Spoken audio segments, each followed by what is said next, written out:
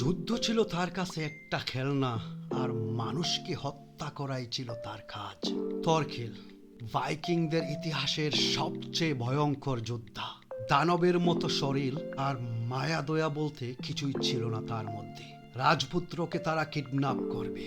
আসকালাড already পরাজিত হয়ে আহতভাবে মাটিতে পড়ে আছে। তো সেই থরকেলের সামনে দাঁড়ালো থরফিন।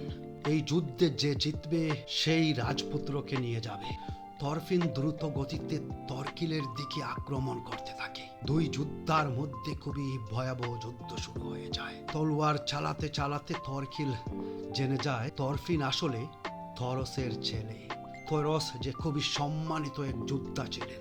তলোয়ার দিয়ে থরফিনকে আঘাত করে বলে যে থরসের ছেলে বীর যোদ্ধা হবে এইটা স্বাভাবিক, কিন্তু একজন দাসীর ছেলে এইরকম যুদ্ধ করতে পারবে এইটা আমি কখনো ভাবিনি। এই কথা শুনে থরফিনের হাত থেকে তলোয়ার পড়ে যায়। হাজার প্রশ্ন জমা হয় তার মনে।